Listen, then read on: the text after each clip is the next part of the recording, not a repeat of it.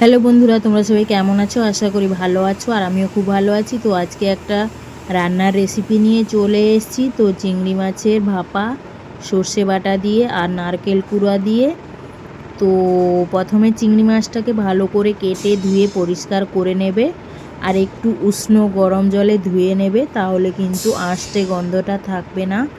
আর দেখো, আমি পরিষ্কার করে নিয়ে চলে এসেছি। তো এর মধ্যে আমি সর্ষে আর কাঁচা লঙ্কা বাটাটা দিয়ে দিলাম, আর নারকেল কুড়িয়ে আমি বেটে নিয়েছি। তো দেখো, আর দিয়ে দিচ্ছি। আর আমি দিচ্ছি হচ্ছে গিয়ে লঙ্কার গুঁড়ো, হলুদ গুঁড়ো, আর সর্ষের তেল আর লবণ। তো ভালো করে আমি মশলাটা এখন মাখিয়ে নেব। তো দেখো, ভালো করে আমি মিক্স করে নিচ্ছি।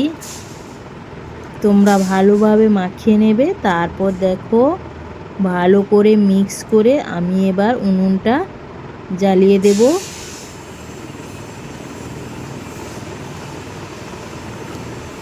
তো দেখো, আমার হয়ে গেছে মিক্স করা। তো এবার আমি ঢাকনা দিয়ে উনুনটা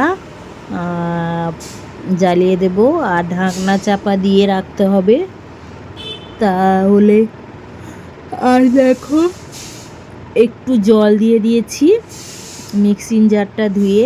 আর এবার দেখো, উনুনটা জ্বালিয়ে দিলাম, গ্যাসটা। আর দেখো, কিছুক্ষণ পর দেখো আমার ফুট চলে এসছে অলরেডি, আর কালারটা কত সুন্দর লাগছে দেখো। আর শুধু খালি কলা পাতায় ভাপা হয় না, এরকম কড়াইতেও হয়। তো রান্নাটা কেমন হয়েছে কমেন্টে অবশ্যই জানাবে। আর কালকের একটু চিকেন ছিল আর চিংড়ি মাছের ভাপা। তো এই ছিল আমার দুপুরবেলার মেনু। তো টাটা সবাইকে, সবাই ভালো থাকবে, সুস্থ থাকবে সবাই।